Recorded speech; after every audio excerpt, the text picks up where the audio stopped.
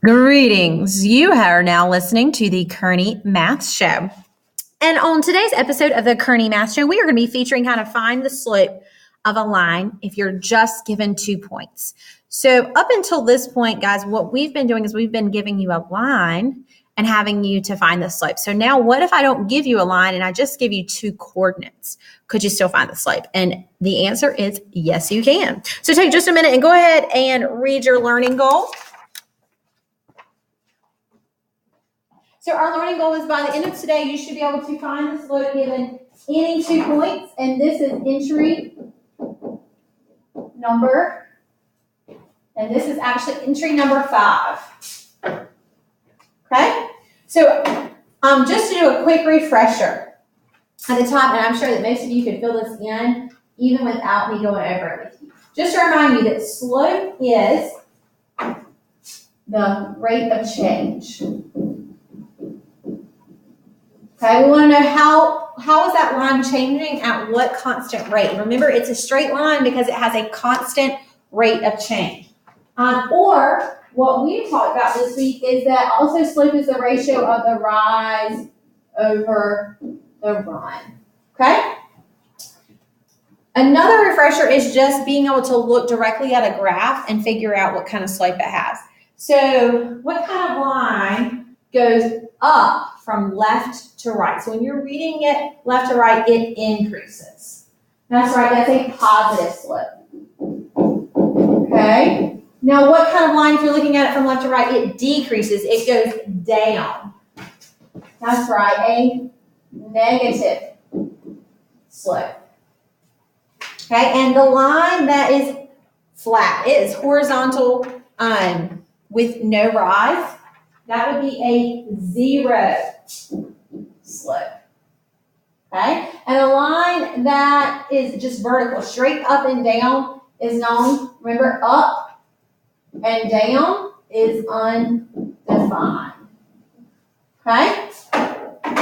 So taking what we talked about this past week, we have talked about how to take a picture like the one you see here, and I'm sorry guys that the print is super light, it's kind of hard for you to read that, but you take that graph and you have a line there.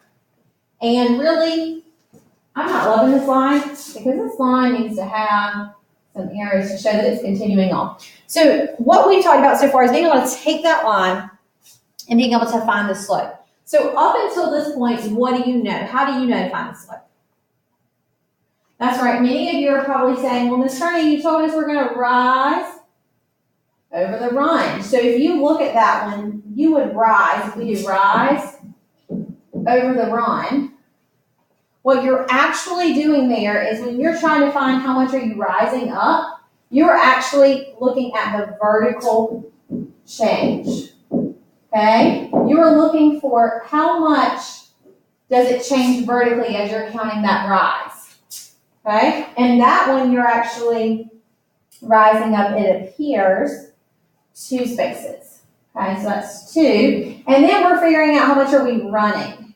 So when you're trying to figure out how much am I running, you're finding how much is it changing horizontally. So you're comparing the vertical change over the horizontal change. Okay?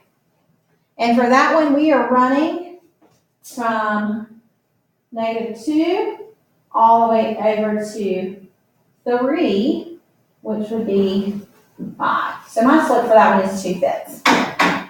So now if we take what we already know, that we're comparing the rise to the run, then you could apply that for how to find a slope if you're given 2 points. Okay? So if you're given 2 points and you can't actually physically look at the graph and say, well, let me figure out how much I'm rising over how much I'm running, we can just find the vertical change over the horizontal change.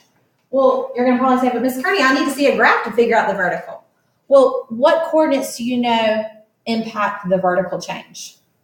That's right. You're going to look at those y coordinates. The y coordinates determine how far you're going up and down. So to find the slope of a line given 2 points, you're going to find the change in the y coordinates over, if we're trying to find the horizontal change, we're going to find how much has it changed to go from one x value in one point to the other x value in the other point. So we're going to find the change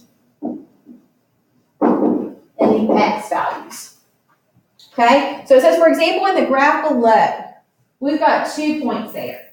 We've got one of them at -2, 1, and the other one at 4, 3. So if we're trying to figure out how much of my vertical change going up, I can look at my 2 y values. Okay, so I'm going from 1 up to -3, so I can find that change in the y. So I can do 1 minus the 3. I'm trying to find out how much I'm changing, so finding the difference. So 1 minus the 3, and then I'm trying to find the change in the x, so -2, going from this point over to this point to 4. So I'm going from -2 over to 4. And then I'm just going to subtract those. So 1 minus 3 is -2. And -2 minus 4 is -6. And -2 divided by -6 is actually positive 1/3. And you notice that that has a positive slope because it's increasing. Okay, so the slope of this line is positive 1/3. Okay? So just to recap, in case I've lost you anywhere, if you're given 2 points, we're still doing the rise over the run, but we're gonna instead of having a graph, we're having to look at those coordinates. And when you're trying to find the rise, you're comparing those y values. So you're gonna find the difference in the 2 y values and put that over the difference in the 2 x values. So the change in y in comparison to the change in x, and then simplify. Okay, so I'm going to do one more with you. Okay, so just down here at the bottom, remember that slope is the change in y over the change in x. And many times I've had students ask me, well, Miss Kearney, how do you know which point to start with?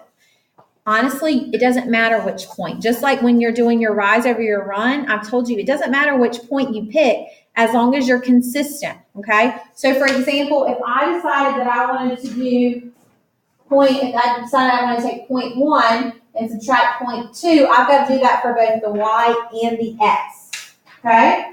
So, for example, let's look at that number 1 example, okay? So the change in y. So I'm going to look at my 2 y values. And if I decide I want to subtract 0.1 minus 0.2, I would do the change in y, so 5 minus 2. I'm still going to go back and do 0.1 minus 0.2, so 4 minus -2. So the change in the 2 y's over the change in x, which is the rise over the run. So 5 minus 2 is 3. 4 minus -2 is 6, which simplifies to positive 1/2. Okay, so what I want you to do right now is pause the video at any point that you have a question. If you're not sure of what I said, rewind, re-listen to the video and see if it makes a little more sense. And what I want you to do right now is I want you to go ahead and do that second example, okay? And in a few minutes, I'm going to be calling over different groups to me. When you come to me, I want you to bring 2 things. One thing I want you to bring is tell me one thing you've learned, okay? Anything you've learned from this mini lesson. The second thing I want you to bring is a question. What do you still have questions about or something you're curious about, okay? From this mini lesson, one thing you've learned, one thing you have a question about, okay? And if at any point during the practice you have questions, you're going to go back and rewatch this video. So until you come to me, I'm going to be calling groups over at different times. Go ahead and do number 2. You can check the answer key, and then go ahead and start on the back, which is your homework. You're going to go through and work through those slope problems, okay? So can't wait to talk to you at my station. Peace out, Rainbow Trout. Love you, mean it.